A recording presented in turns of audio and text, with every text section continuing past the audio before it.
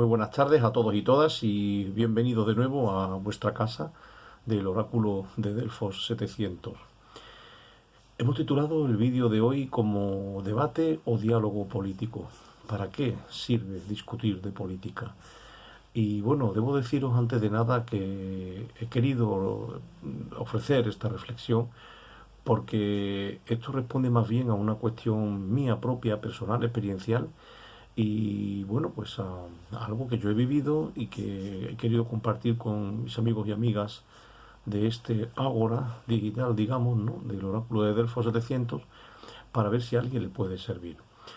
¿Por qué digo esto? Pues porque quien nos habla ha perdido lamentablemente mucho tiempo de su vida en discutir y en debatir sobre política, pero además a veces debates muy agrios y a veces a lo mejor pues exposiciones de puntos de vista que han podido, no, o que se han pasado seguramente de la raya en cuanto a, pues no sé, a la energía o incluso si queremos a la agresividad.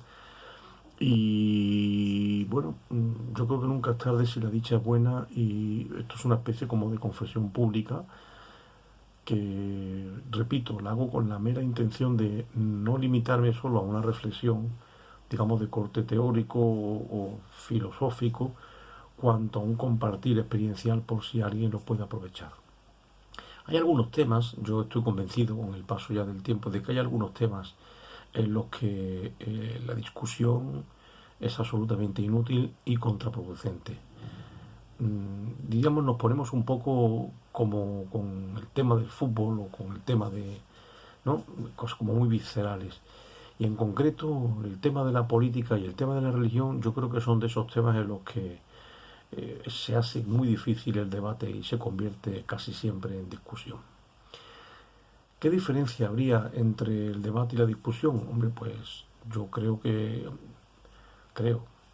es muy fácil de aceptar desde mi punto de vista, aunque por supuesto siempre estamos en condiciones y en derecho de poder manifestar todo desacuerdo y toda disensión, pero creo que quizás la mayoría pueda aceptarme la idea de que normalmente la discusión no tiene un objetivo constructivo, mientras que el debate sí. El debate, que esto además hunde sus raíces en los propios orígenes de nuestra filosofía, en Occidente, desde luego, Grecia, con Sócrates y Platón a la cabeza, instaura la dialéctica como modo de acercamiento a la verdad y la confrontación de los puntos de vista, utilizando siempre la argumentación como arma para poder poner sobre el tapete distintos puntos de vista y ver cuál se impone a los otros. Pero siempre, en Grecia, siempre se planteó eso desde más exquisito respeto al otro, al que no se ve como enemigo ni como rival, sino como sencillamente oponente dialéctico que tiene una visión del mundo o que tiene otro mapa de la realidad. En ese sentido, el diálogo sobre política, religión o cualquier otro tema tendría como objeto el compartir distintos puntos de vista y el poder ver en comunidad dialógica, cuál de ellos es más razonable que el otro, si es que han de ser incompatibles, que a lo mejor no siempre son incompatibles. Puede haber veces en los que distintas posiciones en terrenos ideológicos o en terrenos religiosos, en cualquier otro terreno, pues puedan tener zonas en común que por culpa de la discusión no se encuentran. Y digo esto porque concretamente el tema ideológico, el tema político es un tema como muy delicado y con las aristas muy finas que se presta y se ha prestado infinidad de veces a acabar en eso, en bronca, en discusión y a veces hasta en pelea, ¿no? Porque esto no lo encontramos, por ejemplo, en filosofía, ¿no? O en arte, por deciros algo, ¿no? De hecho, se hacen hasta chistes respecto a lo primero, ¿no? O sea, ¿conocéis broncas por filosofía que cuesten amistades? Respecto a esto, recuerdo un chiste que decía, titular de prensa: pelea mortal en un bar de Moscú a cuenta del esquematismo trascendental kantiano, ¿no? O gran pelea en Berlín por una discusión sobre el existenciario, los existenciarios heideggerianos. Eso no ocurre.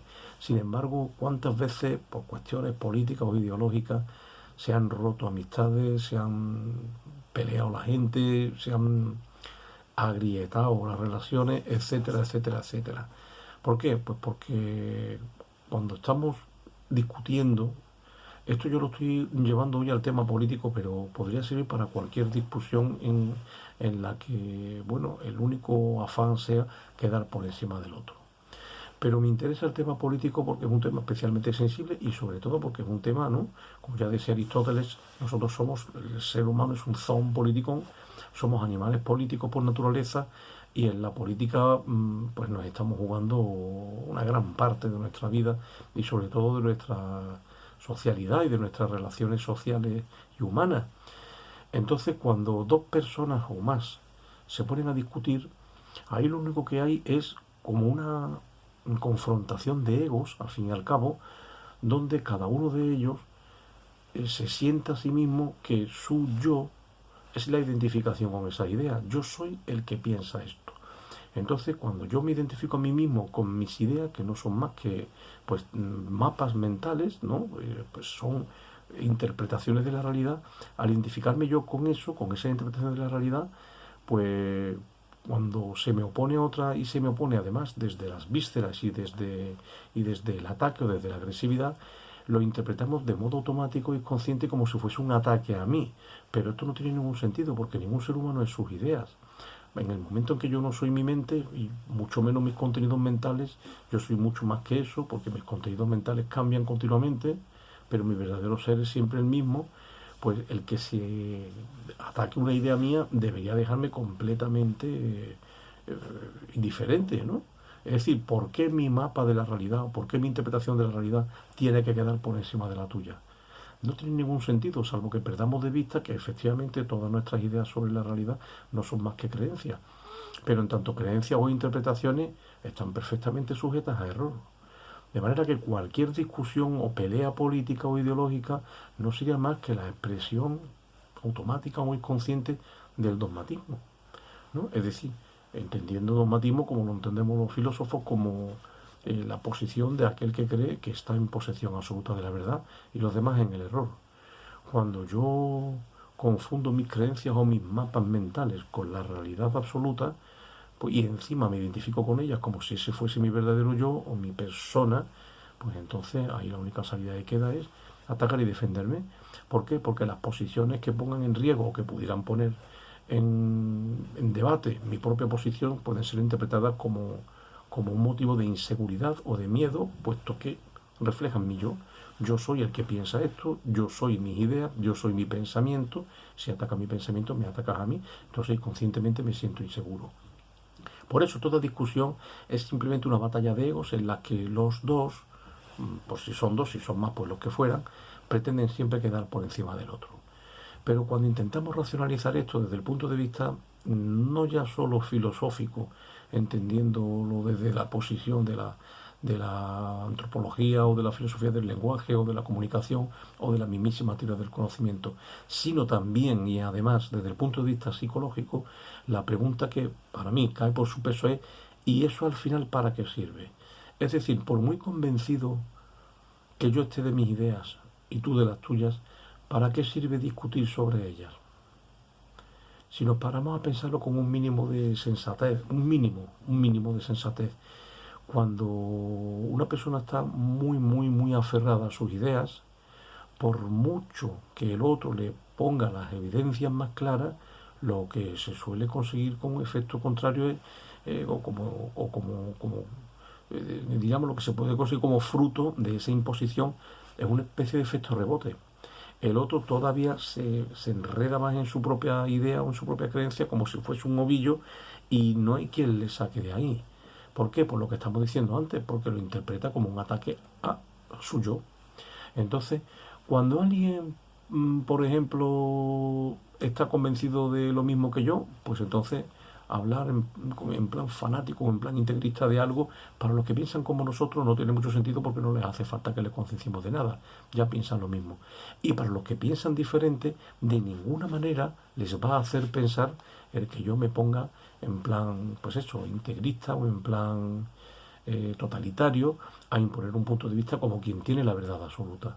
Lo único que conseguiré será que el otro se enroque más en su posición y se defienda más y se defienda como nos defendemos los seres humanos, que es atacando. De manera que el debate político no convence absolutamente a nadie, perdón, hay que decir la discusión, no el debate. La discusión no convence absolutamente a nadie porque las discusiones no tienen como objetivo convencer, sino vencer. Y entonces en toda discusión, que no es más que una bronca dialéctica, en toda discusión no hay convencidos sino vencidos. Hay ganadores y perdedores, pero eso no conduce absolutamente a nadie. De manera que lo único que deberíamos proponer como alternativa a la discusión política o a la lucha dialéctica política sería el debate. El debate, como se entiende en la más antigua tradición filosófica, un debate que ha de ser siempre y por encima de todo dialógico, es decir, que tiene que estar asentado sobre las bases del diálogo. Y el diálogo no tiene de ninguna manera la pretensión de vencer a nadie, ni de quedar por encima de nadie, ni de ser la máscara del propio ego. El diálogo es única y exclusivamente un compartir de puntos de vista. A ver, yo te digo a ti, pues mira, yo hago así la merluza a la romana y tú me cuentas cómo la haces tú y los dos intercambiamos opiniones, intercambiamos información y nos enriquecemos mutuamente con el punto de vista del otro. No se nos ocurre tirarnos de los pelos porque mi receta es mejor que la tuya. No caeríamos en semejante estupidez. Sin embargo, como vuelvo a insistir, como el tema político lo hacemos muy desde el inconsciente, ahí no caemos en la cuenta de que estamos haciendo lo mismo. Es decir, mi interpretación de la realidad tiene que quedar por encima de la tuya y por eso nos peleamos. Pero desde ese punto de vista es absolutamente imposible que el otro comprenda el qué y el por qué yo pienso lo que pienso.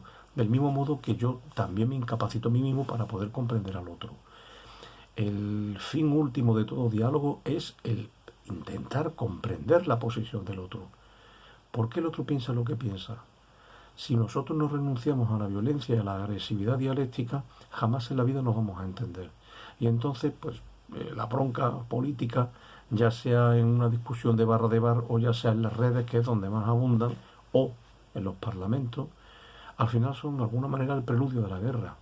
Yo siempre he manifestado públicamente y en pequeños grupos que la guerra es siempre el fracaso del diálogo. Allí donde las personas, los grupos o los pueblos no son capaces de dialogar y de entenderse o de llegar a acuerdos comunes por medio de la razón, pues acaba surgiendo siempre la violencia, ¿no? Es decir, cuando no apostamos por la fuerza de la razón, acabamos cayendo en la razón de la fuerza. Y eso para mí es terriblemente lamentable. Por eso yo abogo por un diálogo en lugar de por la bronca, y en el diálogo pues yo creo que la posición debería ser la siguiente. Desde mi punto de vista o desde mi perspectiva, como diría Ortega y Gasset, yo veo las cosas así, pero las veo por esto, porque para mí lo más importante son estos valores, son estas ideas, son estos ideales, y entiendo pues que esta ideología o que este partido político o que esta línea se acerca más a lo que yo considero que es la concepción ideal o la mejor concepción o la menos mala. ¿Cuál es la tuya y por qué? ¿Cuáles son tus valores? ¿Cuáles son tus visiones de la sociedad mejor, de la sociedad ideal? Vale, tú me la dices, perfecto, me pongo en tu punto de vista, intento comprenderte. ¿No crees que a lo mejor si miraras esto desde este punto de vista podría ser más lógico y que el otro intercambiarse su punto de vista también? Igual al final no nos convencemos, pero seguramente obtendríamos 2 o 3 grandes triunfos o trofeos.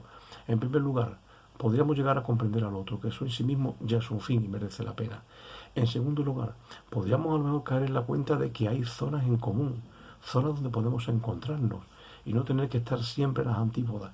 Siempre que haya zonas en común, es más fácil poder construir desde ahí que tener que estar siempre en la disensión, en la lucha y en la ruptura, ¿no? Y en tercer lugar, si la ciudadanía aprendiéramos poco a poco a situarnos desde esa posición, bueno, pues es muy posible que yo, por muy clara que tenga las cosas, pueda estar equivocado en algo o en parte, si es que no lo es en todo. Si el otro va con la misma actitud desde la humildad y desde la honestidad intelectual, es posible que hasta podamos aprender cosas. Cuando vamos siempre con la razón en la mano, como decía Sócrates, nos convertimos en sofistas que creen que saben, pero en el fondo solamente ignoran. Y lo más grave, ignoran que ignoran. Si esto además se llevara a la política institucional, imaginaros vosotros una sociedad en la que las distintas orientaciones ideológicas, todas ellas buscaran el bien común en lugar de sus luchas caínitas por el poder, por la sopa boba y por los privilegios de estar en el cargo. Imaginaros unos políticos y unos partidos que en lugar de estar todo el día echándose mierda a la cara los unos a los otros, hablando todos ellos en nombre mía, porque siempre dicen, los españoles quieren, cosa que a mí me enrabieta mucho, los españoles, los franceses, los ingleses, los que sean, solo que quizás en nuestro país ese cainismo adquiera dimensiones todavía peores y más ridículas. Pero cada vez que oigo decir eso de los españoles quieren, me molesta muchísimo porque digo, no hables en mi nombre. Tú que sabes lo que yo quiero. ¿Alguna vez he tenido yo ocasión de poderte decir a ti lo que quiero y lo que pienso? Sería a lo mejor mucho más interesante que también los debates políticos fueran más respetuosos, fueran menos barriobajeros, fueran menos chabacanos y fueran más constructivos y más dialógicos y por supuesto más filosóficos. Sería una gran muestra de respeto a la ciudadanía y sobre todo sería una muestra de que realmente unos y otros tienen talante democrático. En fin, yo me sentiría desde luego mucho más a gusto viendo un debate político de estas condiciones, ¿no? Como los que hacían Sócrates y Platón, que con los actuales que no distingo si estoy viendo un debate político o una bronca de sálvame, ¿no? En fin, de telebasura. Hemos llevado también la política a la telebasura, como hace tiempo que llevamos el fútbol y la televisión. Bueno, de momento lo dejo aquí para no alargarme más y concluyo diciendo que frente a la bronca, la disensión, el jaleo y la guerra dialéctica y violenta continua en la que nadie gana y todos pierden, propongo el diálogo como un intento de comprender el punto de vista del otro, de enriquecerme a mi propia vez con el punto de vista suyo, de ver si tenemos zonas comunes en las que podamos encontrarnos y de ver si a partir de lo común se puede construir en comunidad por el bien de todos. Pues muchas gracias, si te gusta te invito a que le dejes a me gusta y a que lo compartas y bienvenidos una vez más, hasta luego, nos vemos en el próximo vídeo.